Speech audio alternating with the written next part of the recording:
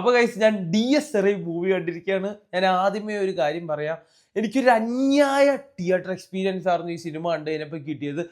ഞാൻ കുറേ കാലമായി ഗൈസ് ഒരു നല്ല ഹൊറർ പടം തിയേറ്ററിൽ കാണണം എന്ന് ആലോചിച്ചിരിക്കുന്നു. എനിക്ക് അങ്ങനെ അവസാനം ഫൈനലി എനിക്ക് കിട്ടിയിരിക്കുന്നു. രാഹുൽ സദാശിവൻ ബ്രോ, നിങ്ങൾ പിന്നെയും തെളിയിച്ചുകൊണ്ടിരിക്കുകയാണ്. ഹൊറർ പടം ഡയറക്റ്റ് ചെയ്യാൻ നിങ്ങൾക്ക് ഒരു പ്രത്യേക കഴിവ് തന്നെയാണ്.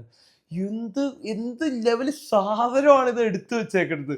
അപ്പം ഈ സിനിമയുടെ ഫസ്റ്റ് ഹാഫ് തുടങ്ങി കുറച്ച് കഴിയുമ്പോൾ ഒരു കൈയുടെ ഷോട്ട് ഉണ്ട്. ആ കൈയുടെ ഷോട്ട് കാണുമ്പോൾ തന്നെ നമുക്കൊരു ഹോണ്ടിങ് ഫീല് ആ ഒരു ഷോട്ടിന് തരാൻ സാധിച്ചു എന്നുള്ളതൊക്കെയാണ്. അങ്ങോട്ട് ഫസ്റ്റ് ഹാഫ് ഒരു സ്ലോ പേസിൽ എന്ന് വെച്ച് കഴിഞ്ഞാൽ ലാഗ് അല്ല, സിനിമയുടെ കഥ ഭയങ്കരമായിട്ട് ആ ഒരു ഫ്ലോയിൽ അങ്ങോട്ട് കൊണ്ടുപോകണം ഫസ്റ്റ് ഹാഫിൽ. ആ ഫസ്റ്റ് ഹാഫ് കണ്ടു കഴിയുമ്പോൾ നമുക്ക് സെക്കൻഡ് ഹാഫ് കാണാനുള്ള ത്വര അങ്ങോട്ട് കൂടും. സെക്കൻഡ് ഹാഫിലേക്ക് പടം വന്നപ്പോഴാണ് ഗൈസ് ഈ സംഭവം ഉണ്ടല്ലോ ഭയങ്കര ഹോണ്ടിങ്ങാണ്. സെക്കൻഡ് ഹാഫ് ഈ സിനിമ ഉടനീളം ഹോണ്ടിങ്ങാണ്. എനിക്ക് ഭയങ്കര ആ ഒരു ഹോണ്ടിങ് ഫീലായിരുന്നു തിയേറ്ററിൽ ഇരുന്നപ്പം. അത് ഓരോരോ ഷോട്ടുണ്ട് ഇവരുടെ. അതൊക്കെ കാണുമ്പോൾ ഉണ്ടല്ലോ നമുക്ക് സത്യം പറഞ്ഞാൽ ഒരു പേടിപ്പെടുത്തുന്ന രീതിയിൽ ഉള്ള ഒരു സെറ്റപ്പാണ് സിനിമ മൊത്തം. എന്നിട്ട് ഇതിൻ്റെ ക്ലൈമാക്സ് ഉണ്ട്. ക്ലൈമാക്സ് ഒക്കെ പടം പീക്കാണ്. പിന്നെ ഇതിൻ്റെ സൗണ്ട് മിക്സ് ഒരു രക്ഷയില്ല, കിടിലൻ സൗണ്ട് മിക്സ് ആണ് വന്നേക്കണേ. അതുകൊണ്ട് നിങ്ങൾ ഈ സിനിമ കാണുവാണെങ്കിൽ ഒരു ഡോൾബി അറ്റ്മോസ് തിയേറ്ററിൽ തന്നെ പോയി കാണാം.